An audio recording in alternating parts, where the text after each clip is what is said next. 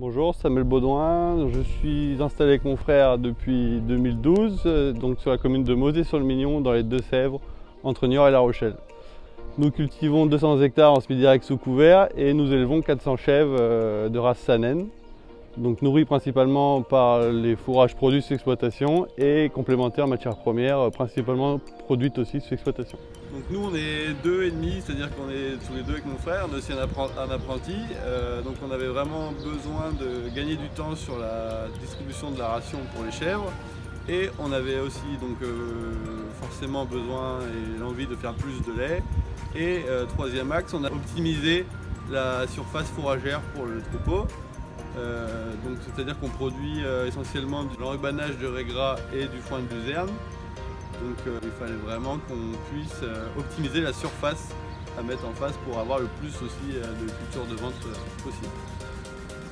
Donc on a un peu étudié les différents types de mélanges. Il nous fallait un mélange homogène et bien coupé. C'est pour ça qu'on est parti sur cette machine car elle propose donc un mélange à pâle horizontal.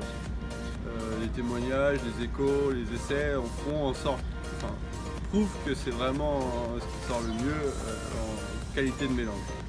Donc à partir de là, on a pris nos problématiques en compte, c'est-à-dire la puissance du tracteur, parce qu'on ne voulait pas réinvestir dans un nouveau tracteur.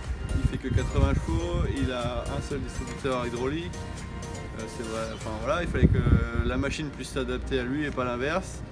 Ensuite, on a aussi des problèmes de hauteur de bâtiment. On a un bâtiment atypique dans la distribution de la ration, c'est-à-dire qu'il n'y a pas de couloir d'alimentation et il n'y a pas non plus de tapis roulant. Donc il a fallu aussi que la machine s'adapte à tout ça. Donc on est parti sur une machine d'occasion révisée. Par contre, pour s'adapter au bâtiment et à la contrainte de passer au-dessus les cordes Nadi, Kina nous a adapté un tapis hydraulique, donc lui qui est tout neuf. En fait, il se plie, il se déplie et il permet de nous de passer au-dessus du paradis pour distribuer la ration. On a juste fait une adaptation personnelle, c'est-à-dire qu'on a ajouté la bavette au bout pour pas que la ration soit projetée trop loin. En fait, elle est projetée contre la bavette et elle tombe droit dans l'eau. Dans l'organisation du travail quotidien, on prépare la mélangeuse, les parties sèches, la veille de la distribution. Tout simplement pour gagner du temps le lendemain matin. On met donc les fourrages, l'enrubanage sec, la luzerne, les concentrés, la mélasse, et donc le lendemain on met l'eau, le soja et donc tout ça, ça nous prend 10 minutes la veille, 10 minutes le lendemain matin, plus 10 minutes montre en main de distribution. On fait aussi un mash sec pour les chevrettes, donc c'est-à-dire on fait un mélange pour une semaine à partir de 4 mois d'âge et pour ça en fait pour le coup on a un couloir d'alimentation, donc on n'a pas, le tapis n'est pas nécessairement déplié, ça marcherait pas. En fait on le laisse droit et on décharge à la verticale au pied de la machine. Ça fait maintenant 1 an qu'on a la mélangeuse, donc on a un peu de retour d'expérience. Au tout départ les chèvres sont vraiment refaites, elles ont repris de l'état. On a augmenté la gestion de 30% et ça s'est vraiment connu sur la production au bout de 3 semaines, 1 mois. Aujourd'hui, les chèvres sont en meilleur état.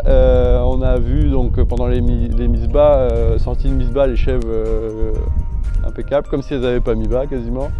Vraiment un état irréprochable aujourd'hui. On avait un peu peur du tri, des choses comme ça, et en fait pas du tout. On passe le matin en même temps que la traite et les chèvres sont tranquilles toute la journée. On le voit, elles ruminent plus, elles sont plus couchées, elles sont moins, comme on a pu le connaître, à attendre que le distributeur arrive, elles sont vraiment plus apaisées, plus calmes. On a le suivi Kina depuis le début, donc depuis 1 an, on en est très content, on veut continuer avec ça. On a bien vu que ça nous a fait monter la production de 100 litres, donc on est aujourd'hui à 900 litres par chèvre et on veut bien sûr augmenter encore pour être à 1000 litres un jour.